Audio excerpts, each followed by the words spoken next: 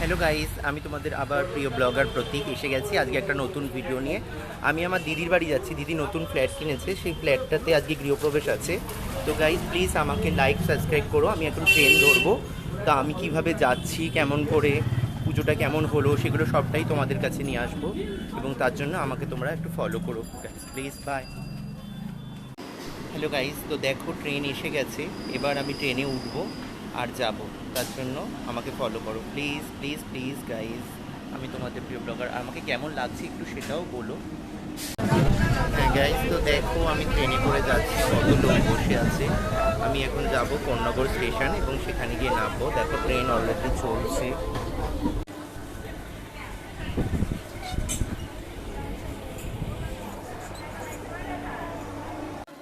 Guys আমি train থেকে নেমে পড়েছি। এত ভিড় আর এত জ্যাম ছিল ট্রেনটায় যে নামতে গিয়ে খুব অসুবিধা হচ্ছিল। তার জন্য আমি খুব এক্সাইটেড। আমি এখন যাচ্ছি দিদির বাড়িতে, পুজো দেখব, প্রসাদ খাবো। ঠিক আছে, ওকে। দেখো এই যে কোন্নগর স্টেশন, অলরেডি নেমে পড়েছি। প্রচুর লোক ছিল। ঠিক আছে, আমিও নেমে পড়েছি। ওকে গাইস, আমি আমার দিদির ফ্ল্যাটে এসে গেছি অলরেডি।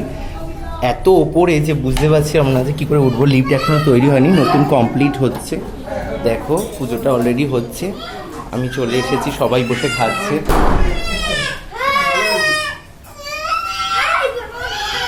আমার দিদির ফ্ল্যাট, দুটো রুম। কেমন হয়েছে রুমটা বলো। ইন্টেরিয়র কাজ এখনও হচ্ছে অলরেডি, বাইরে ভেতর কিছুই হয়নি। তো 5 তলার ওপরে, এখান থেকে দেখ দিচ্ছে।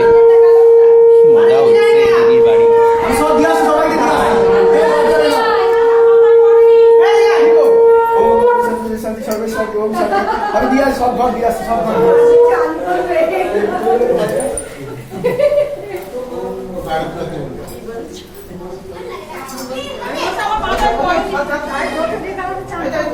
দেখো কি সুন্দরভাবে সাজিয়েছে আমাদের গুরুদেব। সবাই প্রণাম করো দূর থেকে। আমরা দেখো সবাই খেতে বসে গেছি অলরেডি। খাওয়া স্টার্ট। আমাদেরকে খেতে দিচ্ছে আমার পিসিমা। সবাই খাচ্ছি।